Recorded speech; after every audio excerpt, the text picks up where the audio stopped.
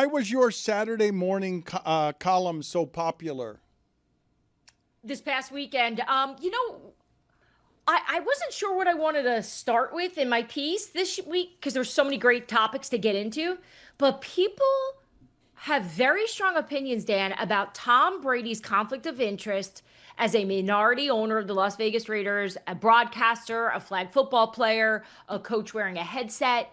I did not realize that this was such a big topic in football, but it is. And I think everyone just has a really strong opinion around football right now on how they see it. So I asked a lot of people in the league what they felt about it. And I had one coach say, good, I'm glad he's got so many jobs.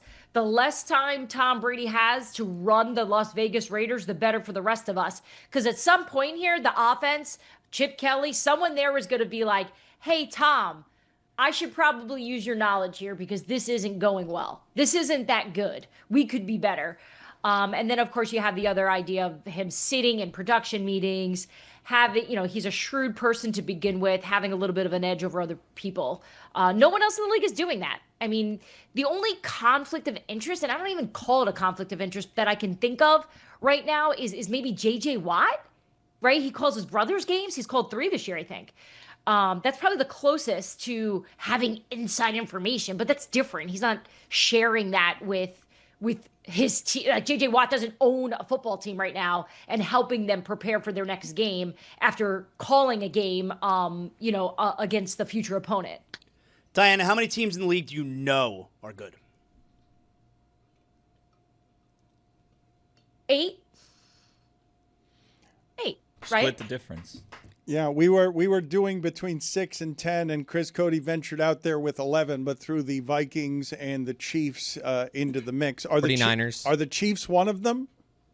Yeah, I think the Chiefs are fine. The Chiefs always look at September like such a joke. Not a joke. I don't want to disrespect the work that they're putting into it, but it's like it's just an extension of preseason for them. Most of the summertime, they're practicing with guys that wind up getting cut anyway. It's not real there. They don't panic.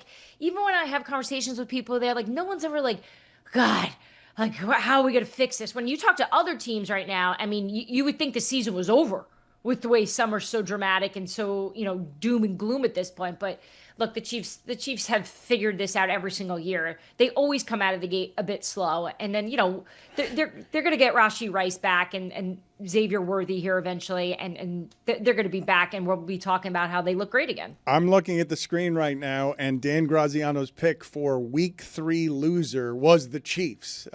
Even though that's the one game the Chiefs have won, they looked so bad against the Giants that robbers are, creating situations for Dianna where she's asked questions about whether Jackson Dart is going to start this week, because Tony says that the red zone drive of Russell Wilson is the single worst red zone effort that he's ever seen. It's the worst thing I've ever seen in my life, right? You get a couple plays to score a touchdown, try to get yourself back in the game. He airmails one into the tunnel that they call intentional grounding, and then on a 4th down tries to hit the goalpost and throws it to nobody. It's like, Russ, do you want to win this game or you just want to end the game because it's late? Like, Dianna, what are we doing here? What is more likely to be eradicated next season in rule changes, the tush push or guys running around just punching people to get the football out? Yeah, I think the tush push. Look, this thing came 2 votes away from getting banned to begin with. And there's enough people in the league office that don't like the play. And now the fact that it's being poorly officiated, I just think that the momentum is going to continue to build towards getting rid of it. And look, Jason Kelce had a killer of a speech at that league meeting where he literally saved the tush push. I talked to enough people that were in it of like, people that hate the tush push were like, they had goosebumps based off Jason Kelce's speech. That's how good it was. And I think it swung the vote. I think he changed the entire direction of the tush push just by being so passionate and honest about what it felt like to win and be part of this Eagles, dynasty that's about to be built here if they continue to win like this. But I have a hard time believing that there aren't going to be organizations in this offseason who are going to submit and say, look, we got to get rid of this thing. So we'll be talking about this all offseason again. Dianna, before we move on from the good teams category, Colts, good, not buying it yet. Where do you stand? I'm buying it. And I'm buying the Colts at more than I'm buying Daniel Jones, right? Because I do think it's kind of two separate conversations. I think we're all waiting for Daniel to turn back into a pumpkin, but you look at the way the team is built right now and set up. He's got protection. He's got a good run game. Jonathan Taylor is perhaps maybe the one of the more underrated running backs right now because he's always injured. So it's like we forgot about him. And then he's out there and you're like, wow, this guy's Saquon Barkley. And they've got a great defense. And you got Lou Anarumo as a coordinator there. So look, maybe Daniel Jones doesn't have to be perfect every game. And that may be okay. That may be good enough for the Colts, which, guys, I did not see this coming at all. At all. I heard some good things in the summer, but you know how it is. Like everyone thinks everyone's good in August, but people kept saying to me like, Daniel can play, like he's good, like our defense. And I'm like, yeah, we'll see. Well, we're seeing, and so is that punter who's not doing much. Put it on the poll, please. Are we all waiting around for Daniel to turn into a pumpkin at Le Batard Show? Dianna, is CJ Stroud any good? What is going on with Houston? It's a good question. I'm writing about it this week. CJ Stroud is really good. I think they are still trying to figure themselves out on offense. They have a new play caller. They have a different looking offensive line. I still think they're working some kinks out. So he's still good. I'm not on this. I'm not in the camp of he's ruining his opportunity here to get some mega extension. I still think CJ Stroud can play. I just think there's still a lot of work to be done, and there's some things going on behind the scenes that I think we're going to find out about soon. I want to go back to the Giants for a moment here, Dianna. Obviously, they're talking about whether it should be Jackson Dart this week, but if they didn't start Jackson Dart at the beginning of the season, I would assume it's because they don't believe he's ready. Should that mindset change just because Russell Wilson stinks?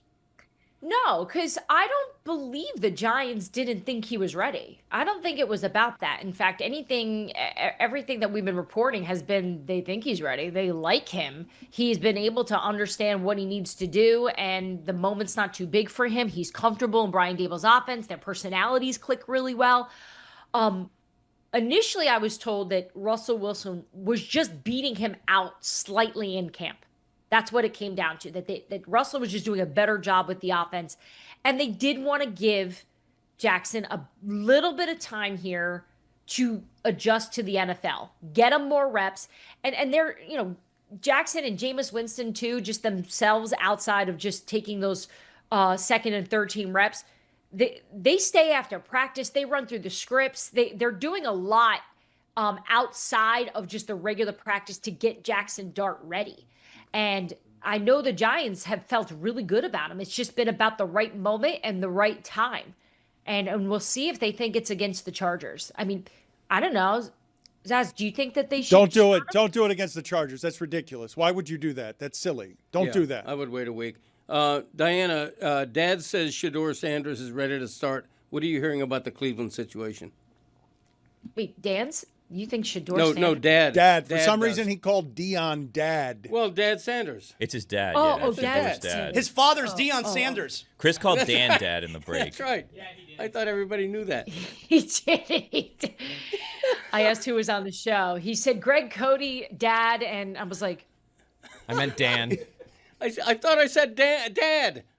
You did. Now you're confused. Keep up, Dad. Dad. Is Shedeur boy. Sanders? Stop confusing the old man, guys. Mom, can you Stop. answer the question for the dads here? I'm always so confused that there was a second there where I was like, wait, you're telling me this entire time I thought Greg Cody was Chris Cody's dad and Dan Le Batard was the dad? Like, I'm Chris I Le did Batard. not get the show at all. Dan would look very good for his age if he was my dad. Oh my God, Dad, keep up, dude. What? Is that for Dan You're or just Greg? really lost right now. Well, would you like to no, answer the no, question, I'm waiting Dianna? for an answer. Greg, Dad, I know Dad thinks that his son is ready, but I don't think Cody is ready to host a show. Chris is just not prepared and, ready to do all this. You did this, Greg. But so She's avoiding the question. Shedeur is what's Sanders, the quarterback Oh, no, I'm not situation avoiding this in one. Cleveland. it's not happening. It's not. It's not happening. He is not ready. This has been like the most consistent information shared for a while that he's just continuing to, learn how to be an NFL quarterback. This is not a player who stepped into the league with all this experience playing at a high level, who's coming out we just talked about Jackson Dart. There's a significant difference between Jackson Dart and Shedeur Sanders for right now. Shedeur Sanders is very talented. We've seen it. He's just not ready. And he's not going to be ready against some of the defenses that they've got coming up here on the schedule. So no, I love Deion's belief in his son, and he probably should continue to stand by him and say those things. But that's just not the truth.